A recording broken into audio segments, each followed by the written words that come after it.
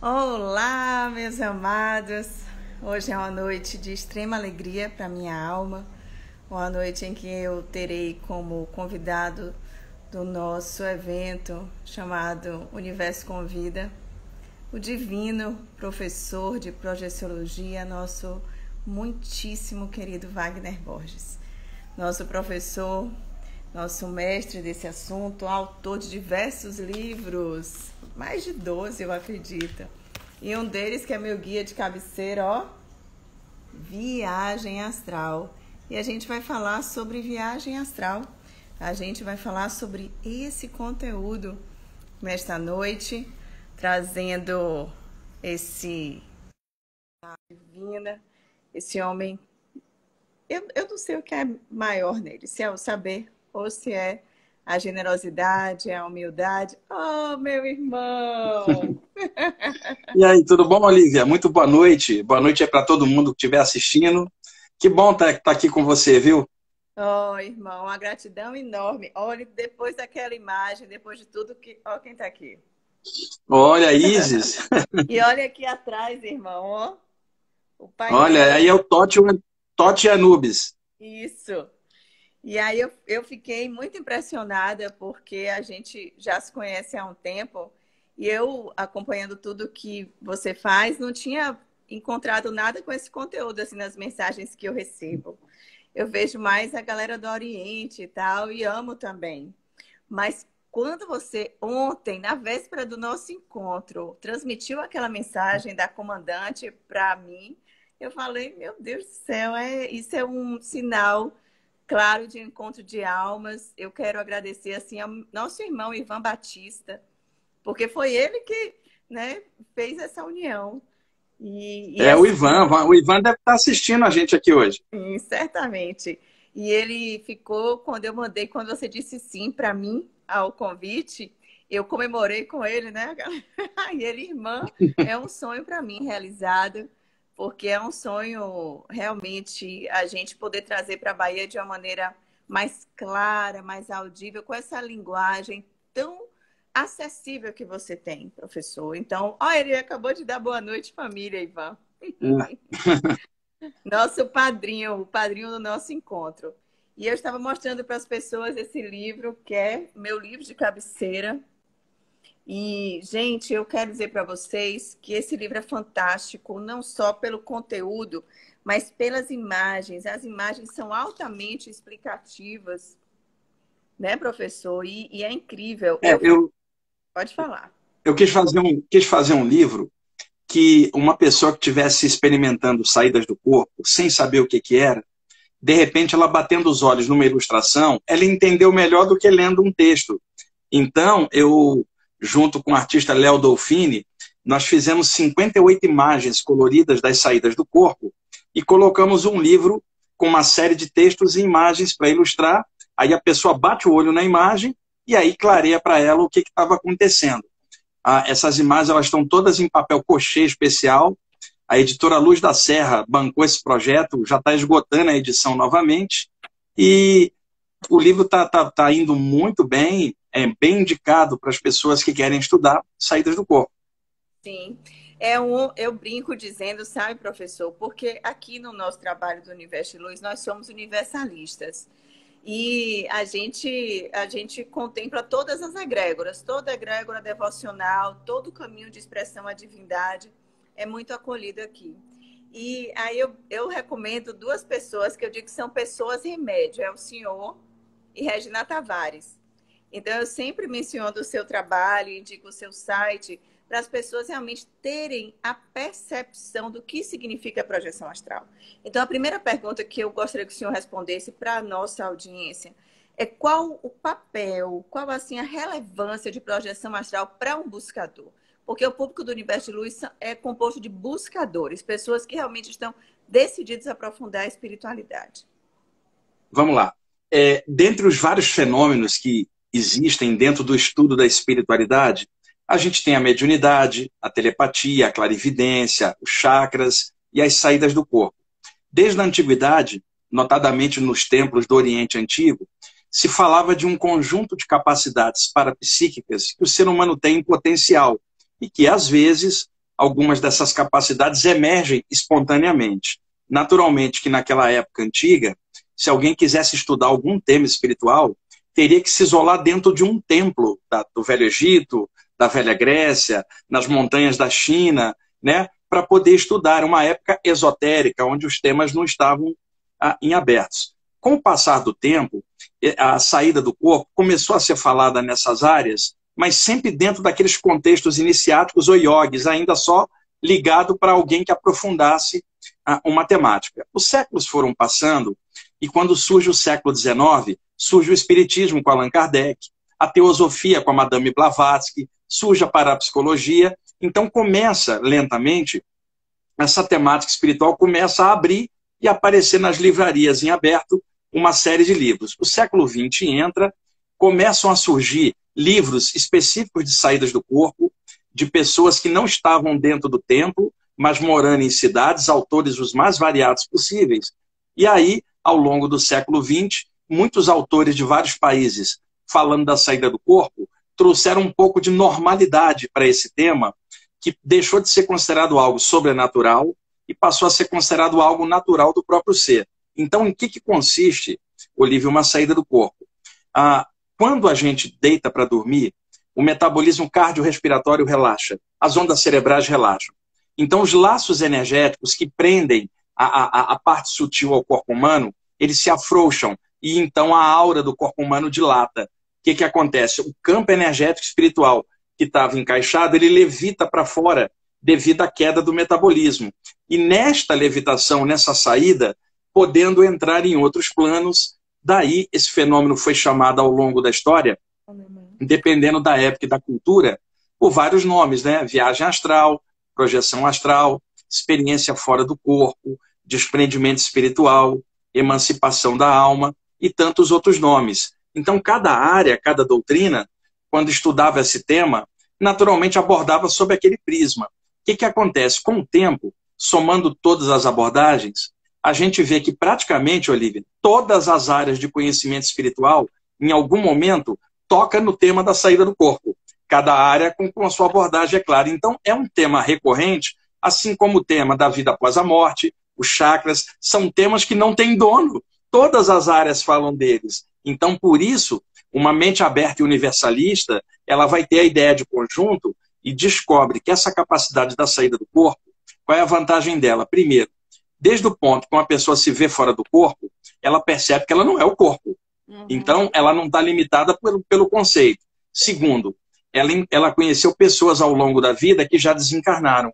Durante a saída do corpo, em alguns momentos, pode haver um encontro com algumas dessas pessoas e ela percebe que as pessoas estão vivas, não estão mortas. Apenas descartaram o corpo humano e estão vivas do outro lado. Então, isso muda o parâmetro de vida da pessoa, a perspectiva dela. Sim. Encontra com mentores espirituais que podem ensinar coisas grandiosas dentro da jornada espiritual, para que quando ela volta para o corpo, ela volta com mente aberta, coração aceso, cheio de amor e luz para viver o dia a dia e abraçar a humanidade inteira de forma... Então, o ser humano desperdiça as horas de sono apagado. Se parte de nós aproveitasse o momento do sono para aprender algo, a gente seria diferente. Agora, também pode ocorrer essas saídas durante um transe anímico, um transe mediúnico, meditação e estados alterados. Entretanto, qual é o momento que a gente reserva para relaxar mais? As horas de sono. Então, é claro que a maioria das experiências ocorrem durante o sono, porque a gente passa mais tempo relaxado, mas pode ocorrer em outros estados. Agora, a maioria esmagadora dos relatos são durante o sono do corpo humano. E vem cá, Wagner, então assim, a gente pode afirmar tranquilamente, porque eu estimulo muito os meus filhos espirituais à prática, né?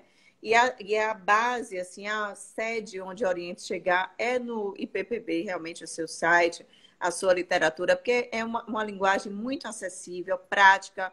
Nesse livro, gente, tem várias dicas práticas. Eu pratiquei exercícios e funcionaram muito bem. Eu já tinha consciência de saída fora do corpo, mas quando eu passei a desenvolver a atividade espiritual, atendendo em consulta, Wagner, o que é que passou a acontecer? Então, os guias diziam assim, ó, essa pessoa tem que ter uma cirurgia espiritual. Aí eu marco o dia e hora, oriento a pessoa e é muito incrível, porque eu falava assim, eu vou fazer? Aí os guias, não é você. mas você vai ser a nossa ponte. E aí eu achava meio assim esquisito, até o dia que eu te conheci e vi que não era esquisito. Porque eu achava que talvez era ser ponte no sentido da pessoa vai com a tua cara e se você chegar vai ser melhor para ela. Mas aí eu percebi, né, de que a partir do momento em que a gente se oferta, além do nosso horário normal, para auxiliar, inclusive tratamentos físicos, como através do grupo, né, que eu integro, realiza, é fantástico. E é incrível porque as pessoas escrevem assim, retornam para a gente, meu Deus, eu senti o cheiro de éter, eu acordei assim, eu estou sentindo os pontos, eu ouvi a risada de Olivia, porque todo mundo fala que a minha risada é uma marca. Eu ouvi a risada de Olivia depois que eu agradeci, e é incrível porque a gente pode sempre ajudar, né? Então, se a gente tem a consciência como buscador, se você está assistindo Olivia, meu professor, né? olha, Servir. olha só, quando uma pessoa tem uma experiência fora do corpo, assim, espontânea, aleatória, ela não sabe como lidar, porque é um tema novo para ela. Quando a pessoa, por exemplo, passa a participar de um trabalho de cura, por exemplo, Sim. ou participar de um grupo, aquele grupo tem uma egrégora, uma atmosfera energética com presenças espirituais que auxiliam ali invisivelmente. Então, quando a pessoa começa a trabalhar ajudando os outros, seres espirituais elevados começam a interagir nas experiências dela e começa a aparecer mais gente extrafísica. Então, o que acontece? O curador, seja o reikiano, o curador prânico, o passista, de qualquer área, da Umbanda, do Espiritismo, às vezes fala assim, eu estou preso no trabalho durante o dia e à noite eu saio para ir ajudar num grupo, aplicando energia. Se eu tivesse mais tempo, eu ajudaria mais. Mas eu tenho que cuidar da família e do trabalho. O que acontece, Olivia? Quando essa pessoa passa a participar de um grupo, ela atende um dia, atende outro e vai para casa. Mas todo dia ela dorme. Então, durante o sono, os mentores vão lá, ajudam ela na saída e levam ela para continuar o trabalho do lado de lá. Porque aí, enquanto o corpo repousa, a pessoa que é curadora aplica energia, trabalha com guias espirituais em diversas atividades. Então, são curadores planetários, físicos e extrafísicos. E às vezes, Olivia, você sabe, você está atendendo uma pessoa aí e de repente tem uma entidade ruim colada com a pessoa, né? Uma entidade obsessora. O que acontece? Você atende a pessoa vai embora. Mais tarde, quando você dormir e de repente sair do corpo, aquela entidade pesada que estava junto com a pessoa é levada pelos mentores que orientam o teu trabalho para você atender ela do lado de lá. É um atendimento duplo. Você atende a pessoa aqui e o assediador dela do lado de lá. Um trabalho em 2 turnos. Então, as pessoas que mexem com essa área, principalmente quem é médium de alguma tradição, seja da Umbanda, Espiritismo ou qualquer área, quando acaba uma reunião, ela não acabou, Olivia, porque acabou a reunião, a pessoa vai para casa e dorme. Durante o sono, os mentores que orientam aquele trabalho, eles vão até ela e levam ela para o plano espiritual para continuar o segundo turno do trabalho do lado de lá. Então, a cura, né, quem trabalha com atendendo a humanidade, trabalha em 2 turnos. Trabalha aqui e trabalha do lado de lá, fora do corpo. Resumindo, Wagner, meu nome é Trabalho, meu apelido é Hora Extra. Hora extra, exato. Deixa eu falar uma coisa, assim, tem um tema que várias pessoas escrevem para mim perguntando, né? Aqui, eu acho, não sei se meu irmão sabe, a gente também recolhe animais abandonados, né? Então a gente tem também essa frente. Nossa casa é um sítiozinho relativamente grande, a gente tem 12 gatos, um cão, tudo que chegou assim espoliado mesmo. Eu sei do seu amor por Rama. Aliás, ele está aqui, Olivia. Olha aqui quem está aqui. Deus, meu amor. Que coisa mais linda, que Deus te abençoe. Está aqui do lado. Olha, estrela no livro também. Gente, que desenho. Esse desenhista é fantástico, viu, irmão? Fantástico. E aí, eu quis colocar, Olivia, o lance dos animais, porque muita gente perde animal e fica muito triste. É uma perda forte. Explicasse. Então, é o seguinte, lá na Rádio Mundial, onde eu tenho um programa há 20 anos, né, o Viagem Espiritual, desde 99, muitas vezes, né, irmão? Desde 99, muitas vezes eu lia um texto falando de mortalidade da consciência, e aí falava assim para os ouvintes ao vivo, olha, dedique esse texto a todos vocês que perderam algum ente querido e estão tristes, para ajudar vocês a atravessar a dor da perda e seguir em frente. Aí na época, Olivia, lá na década de 90, eu recebia carta, ligação de ouvintes, que diziam assim, eu ouvi você dedicar um texto para quem passou. Eu morava sozinho, eu e meu cachorro, eu e meu gato, meu animal morreu, estou devastado. Aí, Olivia, eu entendi que a perda de um animal, para algumas pessoas, era mais importante que de um ente querido com o qual ela nem tinha ligação. O animal era a única presença na vida dela. Então, eu passei a fazer assim na rádio. Dedico esse texto a todos aqueles que perderam entes queridos, humanos ou animais, para que vocês possam atravessar essa perda e perceber que os animais também vivem do lado de lá. A morte não aniquila o princípio espiritual nem no animal. Então, as pessoas podem sentir saudade, que é o natural, mas elas sabem que a história não terminou, Olivia. Aqui em São Paulo, dentro do nosso trabalho, nós temos muitos alunos meus que são cuidadores de animais, recolhem animais das ruas. Nós ajudamos alguns abrigos também. Sim. E nas palestras que eu faço aqui em vários lugares de São Paulo, a gente arrecada ração, né, que as pessoas trazem para distribuir nesses abrigos. Então, é um tipo de preocupação que eu também tenho, tá? A gente que tem esses bichinhos sabe que é uma responsabilidade. Eles não são bichinhos, são parentes da gente, Olivia. Né? O Ramo é meu filho, não é um cachorrinho, é meu filho. Eu não tenho a menor dúvida disso. E certa feita, irmão, eu tinha uma cadelinha até muito parecida com o Rama, porque quando eu vi o Rama, eu fiquei impressionada, porque parece uma York, Luluca, e muito tom, a mechinha, tudo igual. E aí, passado um tempo, depois que ela desencarnou, ela viveu 16 anos comigo. Quando ela desencarnou, eu estava na rádio, no meu programa, eu sabia que ela ia morrer aquela noite, eu coloquei ela junto do portal. Quando eu voltei, ela já tinha passado. E a lágrima desceu no meio do programa, era a hora que ela soltou. E aí, passado um tempo, num trabalho de Daime, eu vi ela na fila para encarnar como pessoa. Eu vi. Eu falei, minha gente, pode vir a gente? Aí você disse que sim, não é? Eu não sabia. É o seguinte, a evolução... A evolução é algo contínuo, né? Todos os seres fazem parte do mesmo todo que está em tudo, e qualquer coisa é energia em movimento, né? Tudo vibra. Então, o que acontece? O princípio animal, ele não vai ser animal eternamente, Olivia, porque existe a evolução. Se a gente não admitir que um animal possa galgar um grau para conseguir um estágio acima, a gente também não vai imaginar que nós, como seres humanos, possamos alcançar um grau acima. Então, a informação espiritual que eu tenho é que animais, mamíferos avançados, no trato doméstico principalmente, né? Porque eles acostumam com o ser humano, é diferente dos animais na floresta. Chega um ponto em que a proximidade do ser humano ajuda na evolução deles, assim como a deles ajuda na nossa, porque desenvolve a ambos numa relação. Então, me foi informado pelos mentores que me ajudam que os animais têm essa transição em outro lugar fora da Terra. Porque aqui a Terra é um lugar onde o ser humano é a coisa mais avançada, apesar de todas as coisas. Mas que isso é feito em outros lugares, essa transição, né? E provavelmente a nossa transição também, Olivia, para alguma coisa maior, não vai ser na Terra. Ela será talvez em um lugar um pouco melhor. Daqui a 1 bilhão de anos, talvez nós sejamos seres de pura luz. A gente, ao olhar para trás, a gente fala, aquilo ali era eu. Então, eu acredito que a evolução ela é contínua. Então, quando alguém fala em transição, tempo de transição, todo tempo é tempo de transição, porque todo tempo a gente está evoluindo e mudando parâmetros.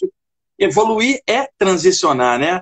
Então, quando alguém fala assim, nós estamos na transição, sempre estivemos em transição, porque a gente está sempre evoluindo. Os animais estão nessa, as plantas e minerais, cada um no seu ciclo, é caro. E tem seres do lado de lá, Olivia, do mesmo jeito que tem cuidadores de animais aqui, que sacrifica o seu tempo para ajudar os animais, tem cuidadores de animais do lado de lá, desencarnados, específicos na evolução dos seres dentro dessa faixa animal. E não dá para a gente comparar humano e animal, porque a gente vai perder em vários quesitos, hein, Olivia? Principalmente no amor incondicional. Então, tudo tá em evolução. Agora, às vezes também acontece que você pode ter visto, é só uma outra hipótese, você pode ter visto mentores que estavam trabalhando com esses animais na reencarnação como animais ou em outro lugar. E aí você viu esse momento, esse lugar de transição do lado de lá. Normalmente não é um lugar aqui, mas em outros lugares. Sim, mas foi muito engraçado. E aí eu lembrei, porque o hinduísmo, né, pressupõe, tanto que não pode matar isso, pode ser sua avó, esse mosquito, esse escorpião. Então lá a gente anda meio assim sobressaltado, porque eles acreditam realmente que a gente, se não tivesse sido assim tão legal, a gente pode evoluir ao ponto de um Aí animal. não. Aí é o contrário, é o contrário. Eu, Isso aí é o que os gregos chamavam de metempsicose, que era a isso. possibilidade do ser humano voltar como um animal. Na Índia e no Tibete, surgiu essa teoria na população sem acesso à informação. Essa Ah, tá. informação não é abalizada por iogues, nem por mestres, e sim a população com a superstição natural. A Índia tem 1,2 bilhão de pessoas, tem É. muita superstição. Então, quando a gente fala daquela Índia, é a Índia dos Upanishads, dos Vedas, do Ramayana, aonde se falava da consciência cósmica, Brahman, Samadhi, nada disso tem a ver com isso. Então, É. é possível o animal galgar um nível superior. Agora, o ser humano não tem como galgar um nível inferior, que ele já evoluiu. Isso é impossível. O que existe é evolução, não involução. O tempo todo, né? Então a gente, mais do que nunca, merece ter mais atenção com todos os animais, vegetais e minerais, porque tudo ali são partículas divinas e nos auxiliando ao nosso crescimento. Então, minimamente, se você for até por interesse, seja bom com tudo que lhe cerca. Mas se for por altruísmo, com certeza seu ganho será infinitamente maior.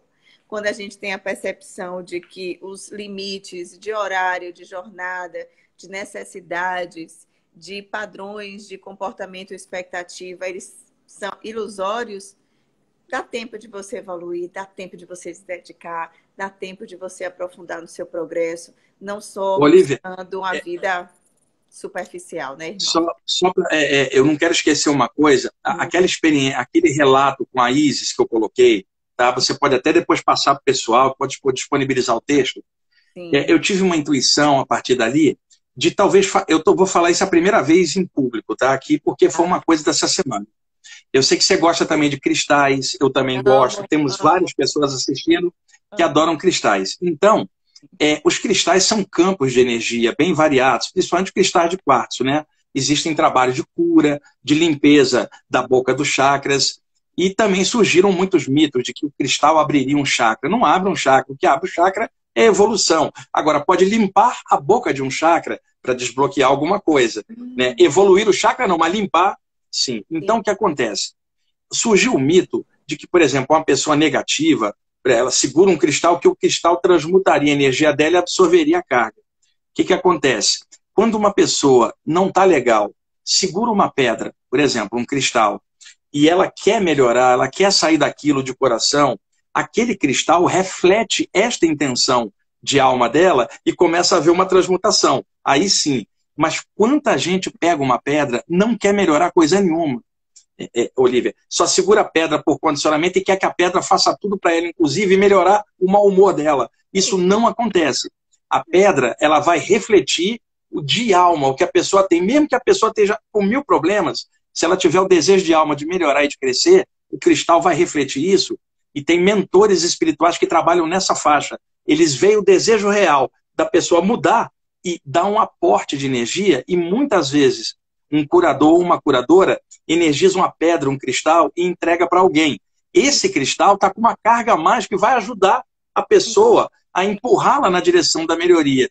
Mas se sim. a pessoa pegar uma pedra, ficar ali passiva, não vai adiantar muito, porque a pedra vai refletir a passividade dela. Então é possível transmutação com cristais, desde que a pessoa queira uma transmutação de alma no coração dela, desde que ela queira melhorar e evoluir. Senão o cristal não vai fazer milagre para ela, não. É, irmão, às vezes eu tenho que partilhar com você e quero também que nossa audiência espetacular na noite de hoje se lembre assim, ser um buscador não é, a gente não vai, não é no fast food para você comprar uma evolução. Isso, Às vezes isso. eu fico preocupada, sabe, irmão? Porque às vezes acha que vai chegar uma nave e vai resgatar, vai chegar não Sim. sei quem vai salvar. Nosso Salvador é nossa centelha crística, é o nossa presença divina interna, que vai expandir além de todos os poros, um progresso, uma evolução. Todo mundo tem que fazer a sua parte. Aí eu fiz uma listinha, porque no seu livro é fantástico. Você diz assim: olha, você precisa saber, primeiro, se o seu objetivo de se projetar é justo e bom, você tem que ter um objetivo.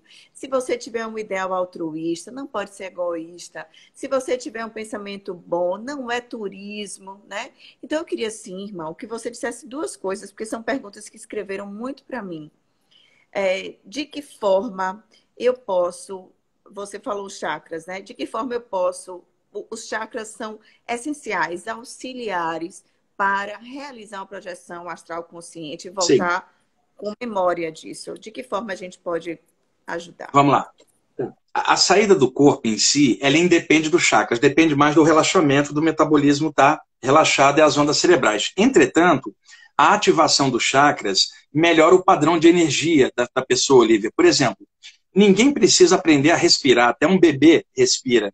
Mas se uma pessoa praticar yoga, ela usufrui melhor do prana que a respiração lhe traz. Então, a mesma coisa são os chakras, que são centros energéticos no campo energético da gente, por onde as energias entram e saem. A gente capta uma energia cósmica que vem por cima, Olivia, energia celeste, mas os nossos pés estão encaixados na Terra, então sobe uma energia da Terra.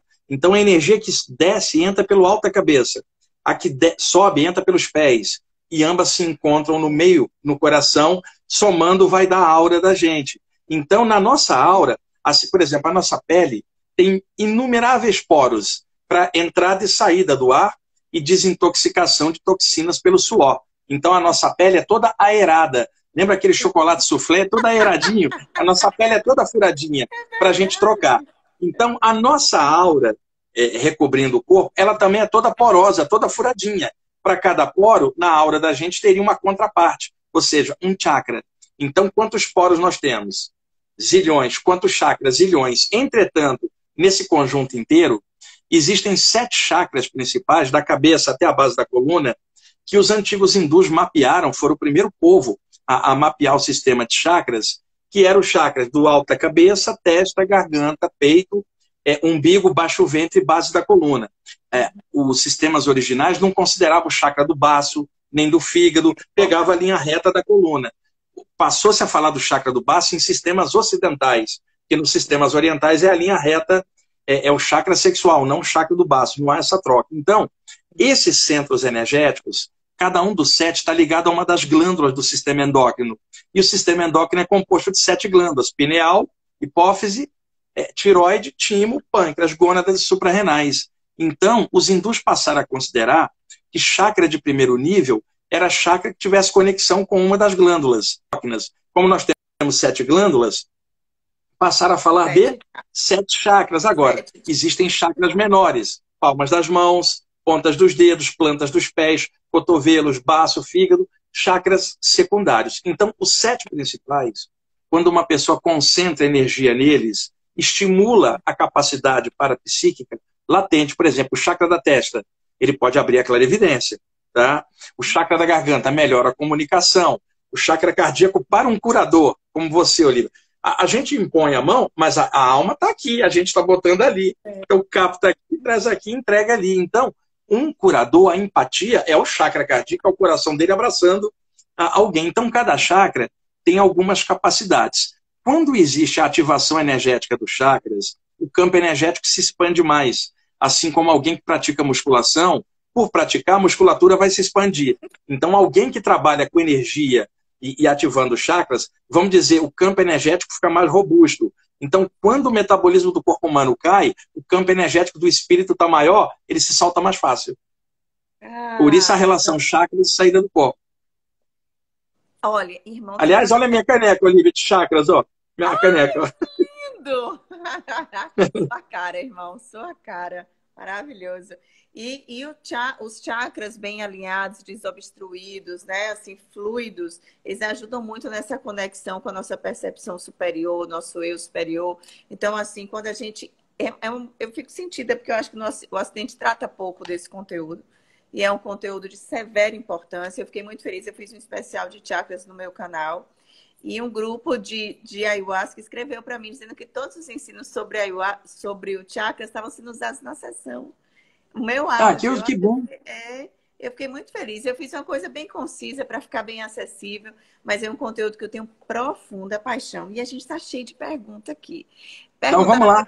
Quanto tempo de live a gente tem? Eu nem sei quanto está o tempo aqui. Aí uma pessoa disse, já abriram meu chakra do peito e do umbigo e bloqueou meus caminhos.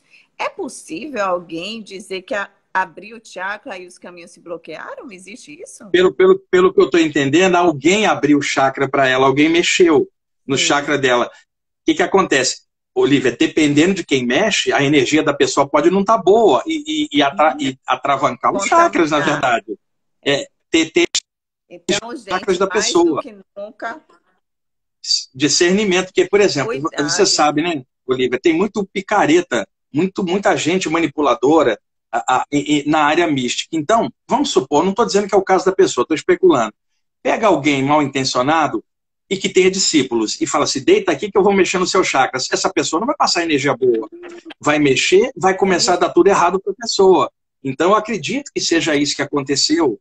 Foi mal mexido, Então, as pessoas... Pode. As pessoas não devem deixar alguém chegar, esse desenvolvimento é de dentro para fora agora. Energeticamente, alguém pode ajudar o outro a caminhar melhor. Agora, o desenvolvimento do chakras ele é individual, é de dentro para fora.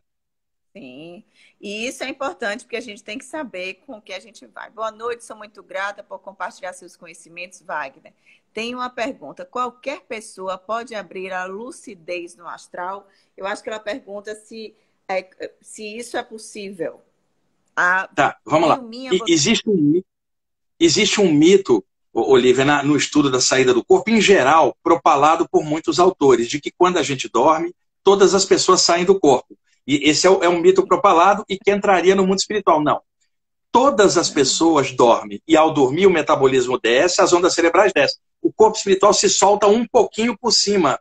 Quer dizer, paira um pouquinho, mas dentro do campo energético da aura. Tecnicamente, a pessoa está fora do corpo, mas não está fora da Terra. Ela não adentrou o mundo espiritual, ela está fora, mas inconsciente ou semiconsciente. Aqueles que ganham uma lucidez aprofundam para outro plano. Isso é a minoria. Então, a lucidez precisa ser trabalhada. Agora, a saída é de todos. Agora, quantos vão despertar para isso vai de acordo com o que a pessoa já está fazendo na vigília, Olivia. Imagina, uma pessoa que já tem baixa lucidez na vigília, ela não vai ter melhor lucidez na saída. Ela vai ter o grau de lucidez dela que ela já tem aqui. Agora, alguém que está trabalhando para melhorar a lucidez já no dia a dia, essa pessoa tem uma tendência de melhorar a lucidez do lado de lá. Eu sempre brinco, a saída do corpo que vai rolar lá, ela começa quando você acorda de manhã aqui. Porque o que você faz do teu dia vai repercutir na tua noite seguinte, fora do corpo. Quem quer mais lucidez lá, aumente a lucidez aqui. E a gente saber o seguinte, lucidez é a presença de luz no pensamento, né? Caráter de luz era o termo esotérico. Caráter de luz, um caráter luminoso. Caráter de luz é a expressão esotérica. Lindo! Quem trilha o caminho espiritual sabe do perigo das armadilhas do ego. Uma pessoa que está evoluindo e começar a ter hábitos contrários, se ela desencarnar, retorna começando do zero? Que barril. Olha, ou seja, a pessoa era um buscador e aí se bagunçou no caminho. Se ele, quando desencarna, volta do zero. E aí? Olha só, a história está repleta de exemplos, Olivia, de gente que desviou para o lado escuro da força. E até isso tem, né? Gente que trabalhava na luz e desviou. Quantas histórias de magos trevosos. Esses magos trevosos, que se estuda historicamente, nenhum deles nasceu trevoso. Eles eram iguaizinhos a nós e em algum momento desviaram para o lado escuro, por algum motivo deles. Eu não estou julgando, eu estou só constatando. O que acontece? Causa gera efeito.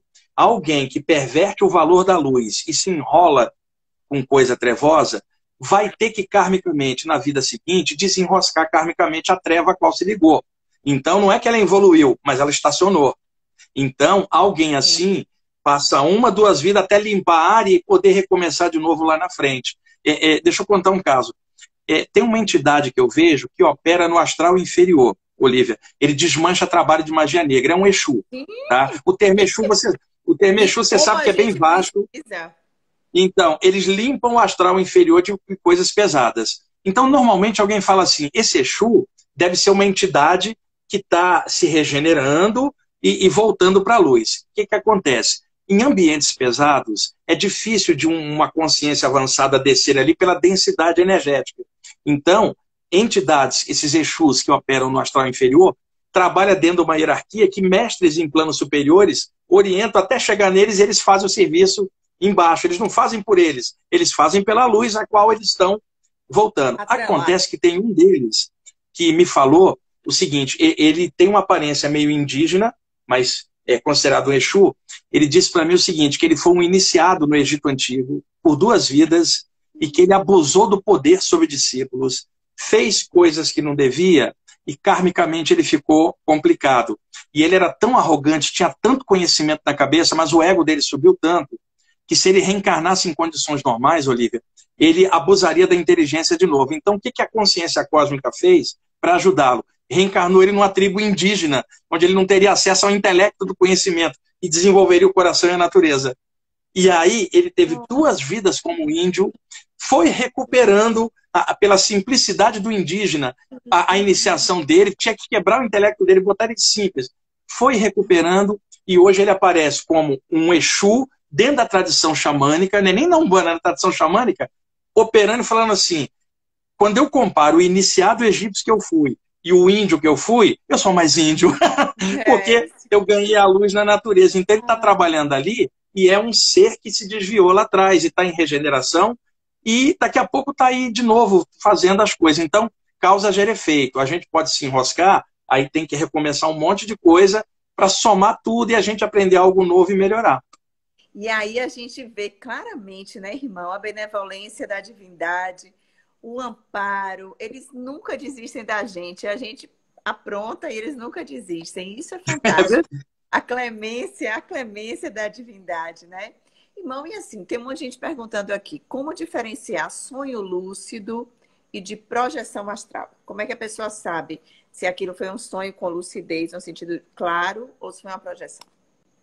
Tá, vamos lá. Primeiro lugar, diferença de uma projeção para um sonho normal, para depois falar do sonho lúcido. Quando a gente sonha, a gente está dormindo. Quando a gente está dormindo, as ondas cerebrais estão baixas, não estão na vigília. Quando a gente está na vigília, a gente tem atenção, memória, noção de tempo, autoidentidade. Quando a gente está dormindo e sonhando, a gente não tem essa memória. A gente não sabe quanto tempo está durando o sonho.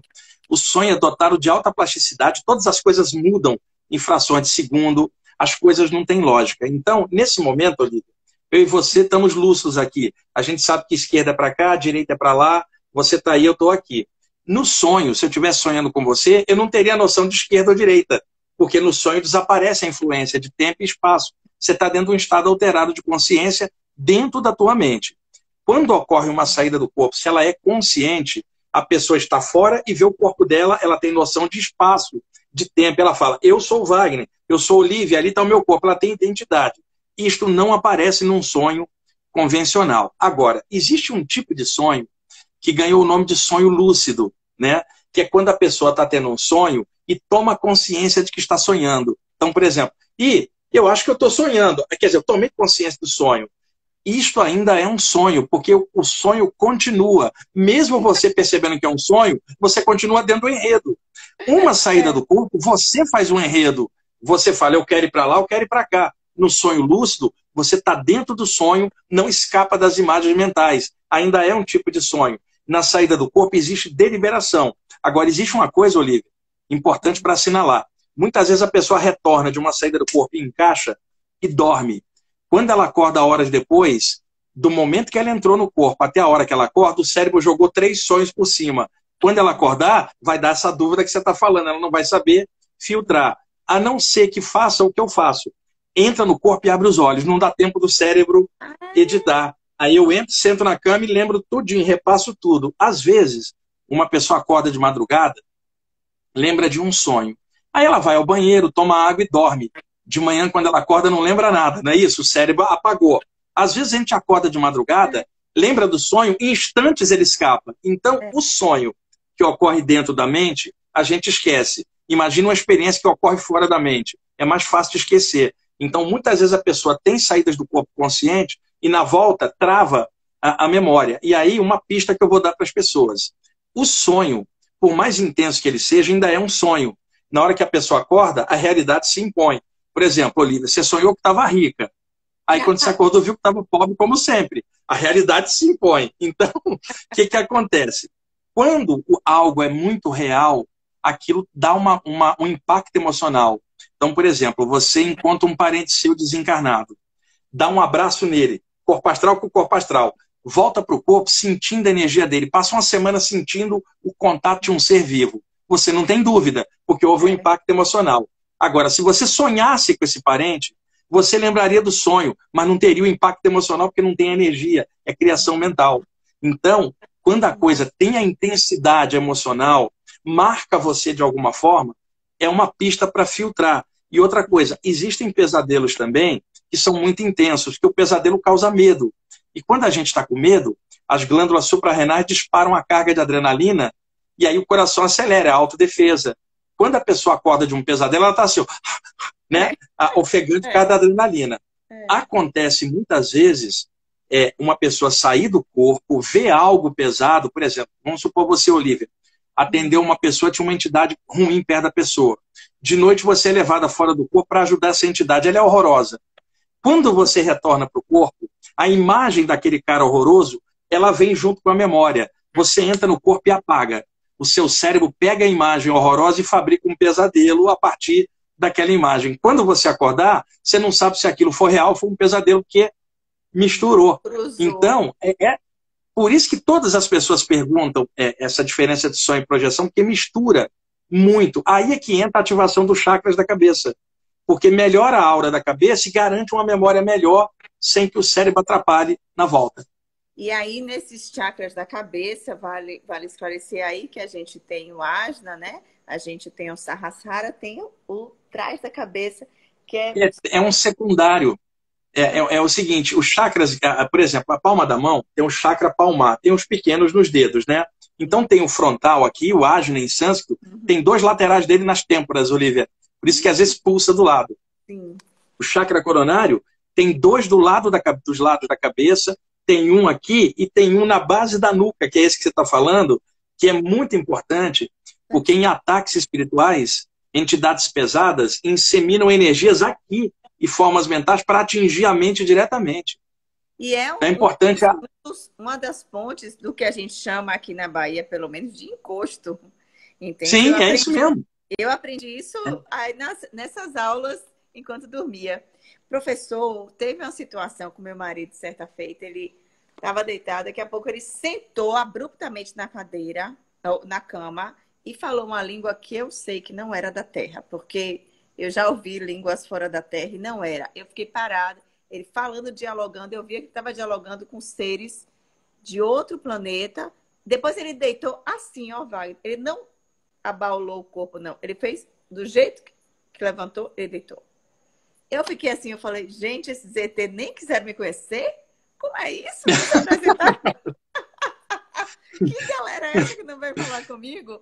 Então, eu não tenho como deixar de fazer essa pergunta para o senhor, porque a gente aqui no Universo de Luz, a gente vive muito esse universo, né, de contatos fora da Terra. Inclusive, eu fiz o curso do senhor promovido pela revista UFO. Eu estou assim encantada com tudo. Acredito que a gente vai conseguir trazer a biblioteca da UFO para cá no tempo, professor. Oh, tomara, olha, que coisa boa. Professor, quando o senhor vier para Salvador, o senhor vai ter um cantinho assim cheio de verde, de natureza, que o senhor vai sentir muita alegria no seu coração. E assim, dentro da minha humilde vontade, seria assim de grande afeto e alegria para todos nós se o senhor pudesse ministrar um pouco do saber do senhor de acordo com sua possibilidade conosco. E aí, volta e meia, a gente tem contato com vida inteligente além da Terra, também na projeção. O senhor poderia falar um pouquinho sobre isso? Sim, vamos lá. Se a raça humana tem gente que sai do corpo, imagina outras raças no universo se já não dominaram isso também há muito tempo, né, Olivia? Então, eu comecei a aventar a teoria há 20 anos antes, que era mais ou menos o seguinte. Dentre os sintomas que eu sinto na saída do corpo, desde a adolescência, eu vou fazer o mês que vem agora 59 anos, Olivia. Desde os 15 que eu estou tendo essas... também, quando é que o senhor faz aniversário? 23 de setembro. E o meu o primeiro dia da primavera. Ah, então vem a mesma, ó. E aí, desde os 15, eu experimento esses sintomas e até hoje, essa noite mesmo tive de novo. As seguintes sensações: acordar e não conseguir se mexer, tentar abrir os olhos, não consegue, tentar gritar para chamar alguém. A paralisia do sono, que eu descobri que se a pessoa ficasse quietinha, antecedia a saída do corpo. É a chamada catalepsia projetivo astral. E também a sensação da aura dilatar, parecendo que você está estufado, ou eletricidade, vibrações indo e voltando. Então, eu acostumado com esses sintomas todos, quando eu comecei a estudar ufologia, e aqueles casos de supostas abduções, que a pessoa fala assim, eu acordei no meu quarto, tinham seres cabeça grande ali me olhando, com os olhos oblíquos, eu não conseguia me mexer. De repente, um raio, o trator me traciona no ar, eu me sinto levitando, atravesso o teto e me vejo dentro de uma nave. Sabe, aquele relato clássico de uma abdução. Eu comecei a desconfiar, Olivia, porque eu comecei a pensar assim, peraí, o que a pessoa falou? Que ela acordou sem conseguir se mexer, que é a mesma coisa que eu estou tendo. Eu acho que existem dois tipos de abdução. Uma em que o corpo físico é levado, mas e se uma pessoa acordar de madrugada paralisada, a mesma paralisia que eu tenho, o corpo astral se projetar, um raio de luz puxar ele para uma estrutura extrafísica em forma de nave por sobre, ele vai ter uma abdução extrafísica que ele vai pensar que é o físico e era o outro corpo. Tá? Então, eu comecei a aventar a teoria de que haveriam duas abduções, uma com o corpo e outra com o corpo espiritual. E comecei a pensar a seguinte coisa, Olivia. Pega uma nave avançada que estaciona num lugar bem longe aqui da atmosfera da Terra. Os ETs deixam seus corpos em cápsula de animação suspensa, preservada, sai do corpo e vem para cá invisivelmente, observa a gente e a gente não vê eles. Então, nesta condição, Olivia, você de repente sai do corpo, você vai encontrar com um deles também fora do corpo. Vai ser um contato psíquico extraterrestre em outro plano. Para pensar agora se esse contato já não está acontecendo com um monte de gente em outro plano. Só que a pessoa não consegue segurar a memória na volta, porque é um contato tão diferente que o cérebro não consegue segurar essa memória. E, de repente, a pessoa viu o ET e achou que era o guia espiritual. O cérebro dela pode confundir. Como tem também o guia, que pode tomar a forma de um ET ou por uma finalidade com uma pessoa, né? O universo é vasto e as formas mudam. Então, esse contato com seres extraterrestres, ele aumentou muito. Então, quando foi no início da década de 2000, o Ademar Javaé da UFO me convidou para participar como consultor da revista para atuar nos congressos falando dessa outra possibilidade, as experiências fora do corpo no contexto com presenças extraterrestres. Foi aí que eu comecei essa história toda de falar nesse tema. Depois eu descobri que haviam outros autores na Austrália, na Inglaterra, que também estavam aventando a mesma teoria, mas eles não iam em congresso falar daquilo. Então acabou que aqui no Brasil ficou muito ligada a minha figura por participar da UFO, ao mesmo tempo estudar as saídas do corpo, juntar os dois temas. Então esse tipo de contato, ele é muito telepático, tá? Esses extraterrestres, quando nos veem, eles não veem a nossa forma física, eles veem o nosso campo energético, os nossos chakras. Então, eles conseguem ver a essência da gente. Agora, Olivia, essa é uma área que ela traz muito fanatismo, né? Gente esperando a nave vir salvar ela e o grupo dela, gente achando que o ET vai tirar ela da ignorância dela. Não. Estamos falando de vida que abunda no universo em vários níveis. A gente, eventualmente, vai ter contato material aqui, mas o contato espiritual já vem ocorrendo há muito tempo. E todos nós que mexemos com a temática espiritual, a gente sabe que nenhum de nós é daqui, só o corpo é daqui, né, Olivia? Sim. Tecnicamente, nenhum de nós é terrestre é só o corpo. Sim. Então, qualquer um de nós é extraterrestre, enquanto espírito. A gente não é da Terra, a gente está na Terra, como homem e mulher nesse momento. Então, ET, todo mundo é ET, porque física é só o corpo. Professor, tem um conteúdo no meu livro, não sei se o senhor teve a oportunidade de observar, que são o grupo dos 11. É um grupo de extraterrestres que foi canalizado através de mim para trazer o conteúdo. E aí foi uma noite mágica e eles finalizaram assim o conteúdo dizendo que nós somos ETs também, extraordinários. E eu achei... Opa, que bacana isso aí. Gostei. Extraordinários. E, assim, essa preocupação, quando eu gravei o primeiro vídeo no canal sobre o contato com o ET, eu tentava, professor, deu problema na máquina, faltou bateria. Menino, sabe assim, tudo dá errado. Eu falei, já entendi que não é para eu gravar, o público ainda não está pronto. Aí esperei uns meses, aí gravei e deu tudo certo.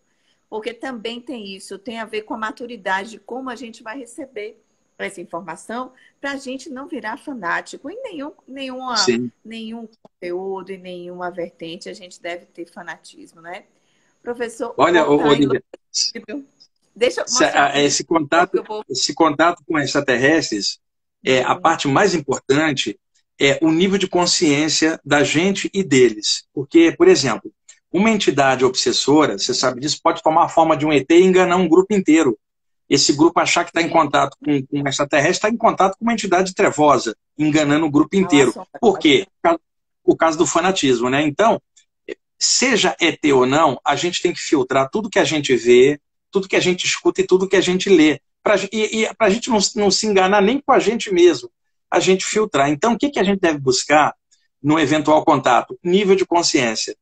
O conteúdo de ideias que é passado é saudável e evolutivo, sabe? A energia que é passada é do bem e da luz.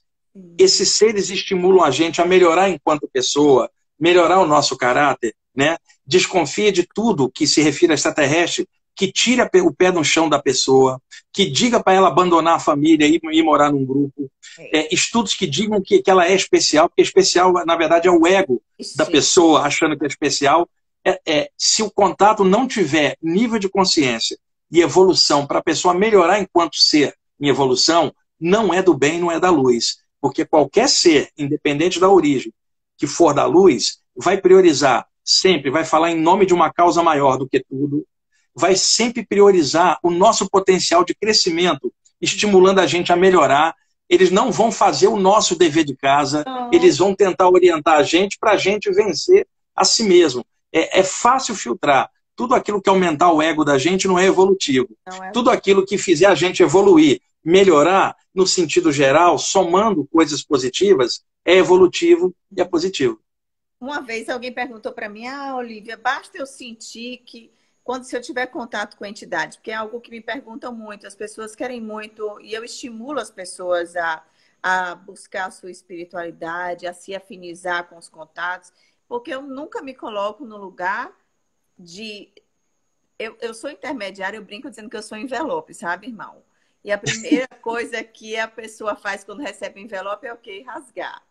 Então, eu sempre me coloco como não tendo essa importância, não querem que me deem uma importância além daqui, eu realmente me reconheço como envelope. O que importa é o que tem dentro do envelope, que é a carta, que é a mensagem, que os guias da pessoa irão me dizer. Nem que me rasgue, não tem problema, pode me rasgar, pode jogar fora.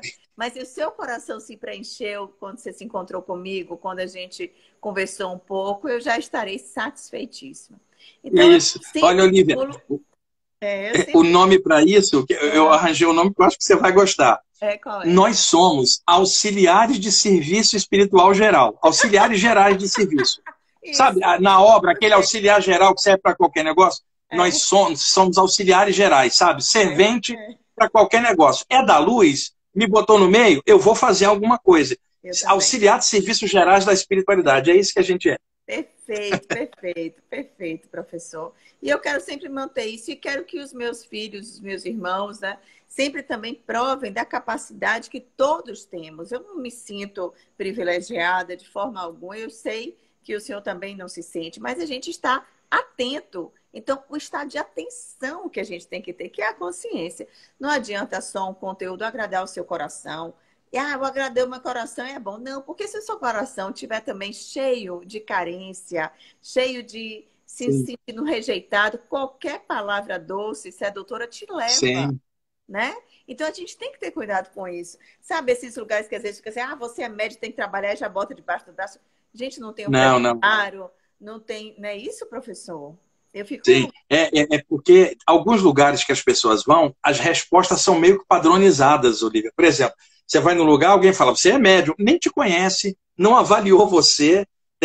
A outra coisa, vai em algum lugar, alguém fala assim, fizeram um trabalho para você, por isso que está dando tudo errado.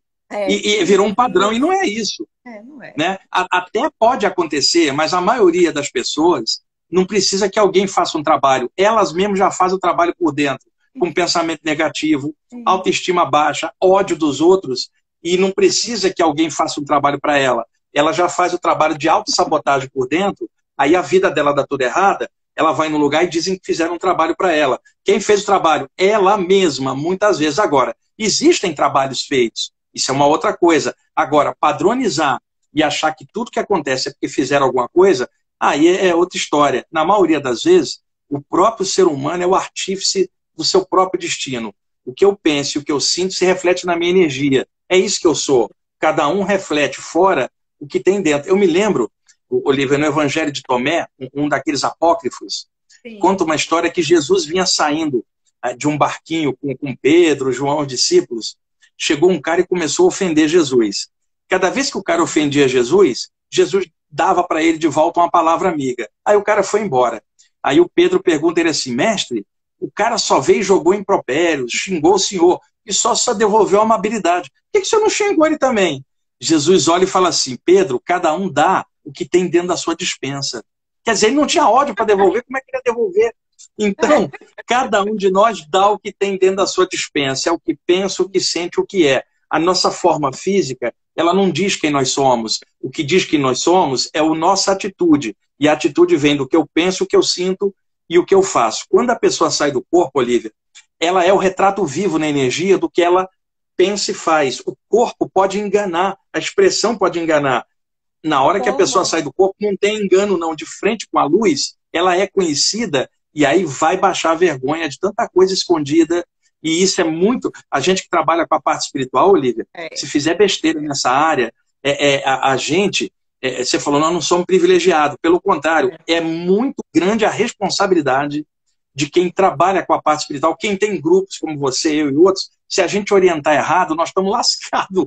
Então a gente tem que ajudar todos que estão estudando com a gente, não para eles serem e seguir a gente, e sim para eles seguirem os caminhos deles. Isso. O que a gente ajuda é abrir e ajudar para que eles se realizem do jeito deles, cada um com a sua lenda pessoal, sua própria história. Então, quando a gente contribui negativamente para obstacular o caminho do outro, esse karma vem para nós. Então, a nossa função é muito séria, nós não podemos vacilar naquilo que a gente está passando. Então, não é privilégio, pelo contrário, é responsabilidade. E é engraçado, irmão, que a gente vai... quando eu percebo muito isso, assim, até na minha escala de progresso mesmo, como médium, que eu comecei a servir, porque eu falei, bom, é muita força, eu não posso guardar para mim, eu tenho que servir, não tenho. É inafastável isso aqui. E aí, como advogada, reservei um dia da semana para atender o povo e nunca pensei em grupo, nada disso, irmão. Foi tudo acontecendo porque o trabalho foi crescendo, eu servindo e o povo, não, eu tenho que retribuir o que eu recebi, quero servir também. Falei, bom, então faz negócio ali. Aí fui criando posto de trabalho. E isso é muito bom porque a gente percebe que as pessoas estão querendo servir ao bem, à bondade. E eu digo sempre, você não está servindo ao grupo, você está servindo à sua consciência, numa escala evolutiva em progresso ao divino criador, dentro da sua forma, do seu sistema. Uma das coisas que eu gosto mais aqui é essa forma de acolher todos, não importa o estado que estão. Não importa, pode chegar depauperado, pode chegar esfacelado. Eu sempre, meus filhos falam assim, fizeram um vídeo para mim no Dia das Mães, irmão, engraçadíssimo, tá no canal do YouTube, que sou eu, assim, mexendo uma farinha para fazer o trabalho, aí eu vou dizer, não importa não, tá aqui, ninguém lhe quer, mas desprezado você não vai ficar, vem cá. E eu entendo que a espiritualidade superior é assim. A gente, por mais que a gente seja crítico, que a gente muitas vezes seja ácido conosco mesmo, quando a gente percebe o amor deles, aquele olhar de compaixão com as nossas falhas, a gente diz, eu tenho um jeito, eu tenho solução, né? Então, a solução, dentre várias, aí você que está me ouvindo, a gente está na reta final, 1 minuto e 45, acompanhar o professor Wagner Borges no Instituto IPPB. Esse livro é chave, mas o cara é tão bom que ele tem mais 11, né? O senhor está com 12 livros, né, professor? Estou com medo de cair lá. 13 livros, já estou para fazer o 14 em breve. 13. Ai, professor, olha, eu admiro demais o senhor, principalmente o espírito que o senhor realmente cada dia lapida e alegra demais o meu dia. Cada dia que eu recebo a mensagem do seu coração, das suas esferas, há um amor, uma luz, eu viajo, eu vou distante. Eu quero agradecer. Mês que vem, a gente marca uma outra lá para o final de setembro, tá, Olívia? Aí a gente combina uma outra data, tá bom? Nosso aniversário, né? Então, a gente marca em setembro outra, tá? Vai ser maravilhoso. Receba nosso carinho, nossa profunda gratidão. O senhor nem imagina como o senhor tem nos ajudado. Obrigado, todo mundo que está assistindo. Eu adoro aí Salvador, né? Eu tenho tantos amigos aí, olha como eu gosto aí dessa terra. O senhor é muito disputado aqui. Mas agora o senhor vai ter que achar uma vaga para o Universo de Luz também. Vai ter que achar uma vaga para a gente. O senhor disputar. E a muqueca daqui o senhor vai amar. Agora é vegetariano. Opa! Tá? Opa, estamos nessa. Eu quero agradecer cada um dos participantes. A gente está com 189 pessoas nos assistindo agora. Isso é uma honra para a minha alma, para o nosso grupo. Quero agradecer a cada um. Escreveram tantas perguntas. Eu irei responder dentro da minha capacidade e possibilidade, mas acreditem que vão ser respostas emanadas de amor. Professor, que Deus lhe abençoe cada dia mais. Obrigado. Até mais aí. Ó.